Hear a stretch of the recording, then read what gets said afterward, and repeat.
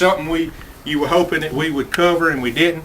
One of the things last year when we had the class, we had some people from Feed Fannin that helped run the garden down there that really get into seed saving. And that's one of the things that when you talk about the heirloom varieties, you want to, let the tomato or whatever it is that you're growing get mature, then let the seed dry, store them in a cool, dry place to plant them for next year, and do some of that. One of the things that sometimes, not too many vegetables have this, but sometimes if you get a leaf that in between the leaves is a lighter green than the vein, you might be low in magnesium.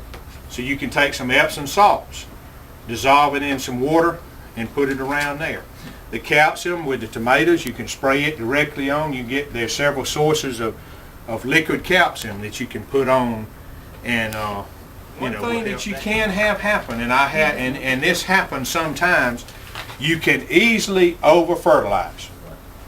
And I use this example, and I kind of had to use it, be careful how I say it. To me, I always look at that like teenage boys. They raid the refrigerator, they want to eat, that's all they're interested in doing is eating and everything else. They're not thinking about, or I said this and somebody said, no, you're kind of wrong. They're not really thinking about reproducing. So until later on, so you can feed a plant too much and it'll grow. I've had people say, I've got 7-foot tomatoes and don't have a thing on it. And you're over fertilizing. That plant, everything's happy. It just kind of goes back to the fact that plants and Mother Nature, even though we enjoy eating the fruits from them, they're wanting to reproduce. And if they want to make sure they have plants coming on.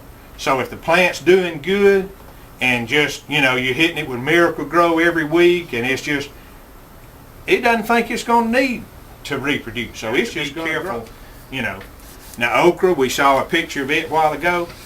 It's a tropical plant. It's hard to believe. It's in the cotton family. It's one that comes out of the ground real spindly.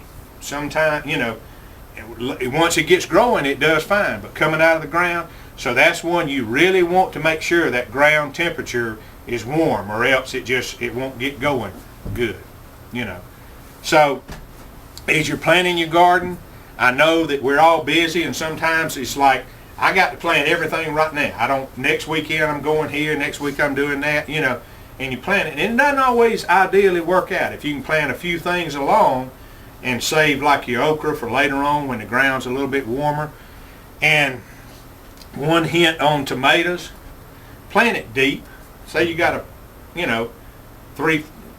tomato plant a couple of feet or even a foot. Plant a lot of that in the ground. Dig the hole down. That stem will generate roots, and you'll just have a bigger root system, and you can grow on top. And that kind of, when we talk about the roots, that's the whole key, is that good soil, and if you have to amend it with some compost or put some leaves in it, put your green manure crop from, you started in the fall, turn it in, a couple of weeks ahead of time so that it can start doing it. But if you get it off to a good start, you're better off to have be successful in the end, as opposed to starting off bad and trying to catch up. Fruit crops, keep in mind that, especially peaches and apples, a crop is only 10% of your flowers. So there are times you can have a light freeze or light frost and kill some, and you still have a crop. Because with peaches and apples, if every bloom set, you need to go in there when they got, about the size of your thumb, and pop them off and space them out. So sometimes a freeze, will help thin it out so that you don't have that. Okay, with fruit trees, they have to experience chill hours below 45 degrees, and that's where that calculator button on that, you can look there and see, and that's why when you're selecting varieties, peaches, there's some varieties grow in Florida. You could have that up here and they'd be blooming at Christmas time, But there are also plants that are daylight dependent, just like you were talking about onions, that they might not be necessarily looking at the cold, they're looking at the daylight. The days are getting longer, and they realize that it's time to come out. Now, what'll happen sometimes if they do come out and get burnt back, they do put leaves back on, but it's taking so much reserves out of it that if we have a hot, dry summer, it puts more stress on them, and that happens for 2 or 3 years. That's why, for instance, with a tree, it may die this year, but it's been accumulation of 3 or 4 years of maybe losing its leaves, lack of water, different things like that over time. That's caused. This is hours below 45 degrees, and you can see how we are this year. This is from October 1st until today. 1584 as opposed to 21, Okay, what if rotating's not an option? My garden's about the size of these 2 tables. Okay. One thing that you can try to do, we used to have a few chemicals you could put down and try to kill the stuff, and it doesn't really do it. But plastic.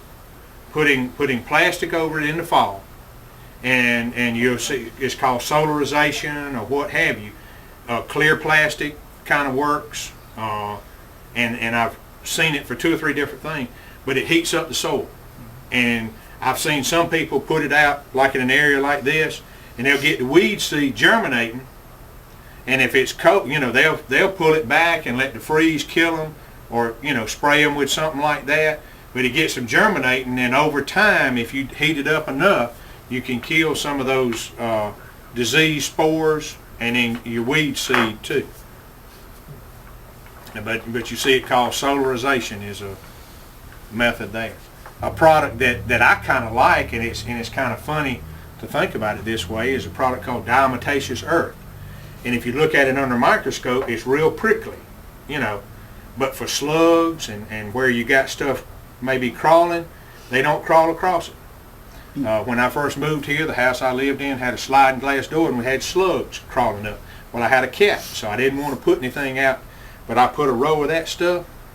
They didn't cross it. So you have to be careful handling it. You don't want to breathe it in, but you may have seen that, and like I said, it's actually sea creatures that's been ground up and had that. Just it's a different product of trying to use.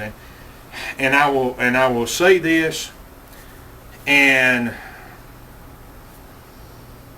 there are a lot of products out there, and the one thing that I like about the university is we don't endorse anything that we have not researched and tested. We can't do that. So sometimes I feel like we may be a little bit behind in our recommendations, because you might say, well, so and so said this or so and so did that.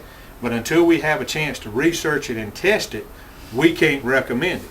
So, you see advertisements on TV about doing this, doing that, this will work, that'll work, until we have a chance to test it, and unfortunately we don't have as many people as we used to be able to test it, so sometimes we do get behind.